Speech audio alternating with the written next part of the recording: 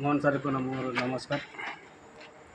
मु थाईलैंड को आसले वर्ष 3 मास है। 2 वर्ष 3 मास मत कहला भी छाड़ूनी। मो पासपोर्ट भी नहीं जाइए। कहला बेलू मत धमकाऊँगी कहते पुलिस देदेवी मारि कि ये करी मत भाया कहूँ है। मुझे जापार पासपोर्ट मोर हाँ पैसा भी 4 मास है पैसा भी मत दौनी है। ये सरकार को अनुरोध करुच्ची मत घर को भलर जाए।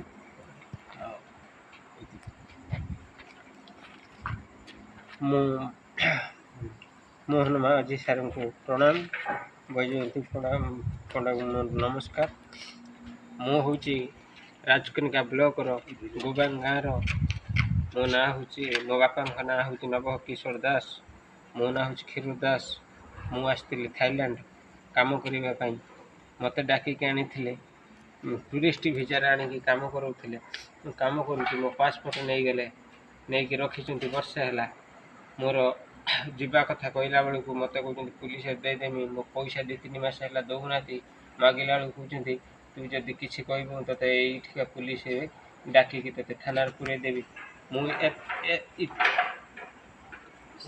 4 मास है मु पैसा मागुची पैसा मोर दौना खाଇବା भी ठीक होनी रूम रखीदेवा मना कर आपण मान अनुरोध करछि मुझे ओडिशा जीवी बोली कि आप रिक्वेस्ट करछि जाइए गाँव पहुँची से आपण को निवेदन अनुरोध कर नित्यानंद मल्लिक घर पदिनशाला थाना 1.5 वर्षे हो गला। वर्षे हिसाब से एग्रीमेंट कथी वर्षे है भी मुझे मत छाड़ूनी मोर 3 मास पेमेंट देनी कहला बेलू मत धमकाऊँगी ते लोकाल पुलिस डाकिकी थाना पहुँचेदेमी तो छाड़मी ना तू घर को जापर सर घर जो पेमेंटा कर पेमेंट देमुनि तू जबरदस्त मत कर घर को छाड़ी दवा चाहूनी ओडिशा गवर्नमेंट अनुरोध कर मत ओडिशा फेरे। सर नमस्कार, मैं राजकुमार पासी ग्राम पोस्ट हरियाड़ी उत्तर प्रदेश गोरखपुर का रहने वाला हूँ।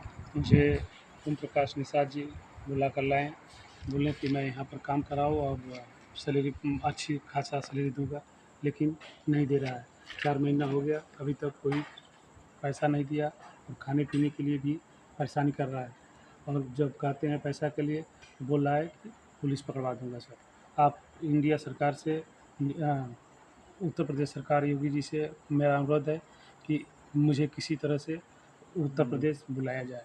माननीय मुख्यमंत्री से आपका आग्रह है, आपसे निवेदन है कि मैं यहाँ पर बहुत परेशान हूँ, किसी तरह से मुझे बुलवा लिया जाए। 4 महीना का पैसा भी नहीं दे रहा है और बोलने पर बोल रहा है कि पुलिस में पकड़वा करके गोली भरवा दूंगा, जेल सजवा करवा दूंगा।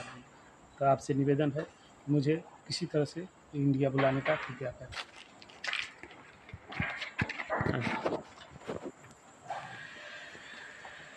सर नमस्कार, मोहन भाई सरकार को नमस्कार, बजम सार को नमस्कार।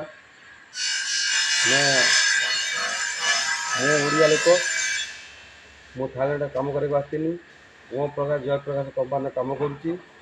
सारे बहुत असुविधा करुच्ची, टर्चर करुच्ची, रूम बाहर कर दूसरी, खाइबा को गोटे टाइम 2 टाइम दौनी। सारे मो माँ मरी जाइए जीवा कथा कहला मत हाँ हाँ ना कहूनी, हाँ कहूँ तो ना कहूँ, ना कहूँ तो हाँ कहूँ। सारे बहुत असुविधा करुच्ची। 4 मास पेमेंट दौनी आमको सार ना मेडिकल देखी ना सार खाइबा को दौची। सारे बहुत असुविधा रोचु। मो माँ मरी जाइए मत कहला कि तू टेंशन ने ना, तू 2 दिन जीवु 2 दिन करके 8 दिन होगा। राति पे मोर 10 दिन हम क्रियाक्रम मुझे हवा पड़ो मत बाध्य। सार आ गोटे कथा सार मो मोहन सार को नमस्कार, बजम सार को नमस्कार।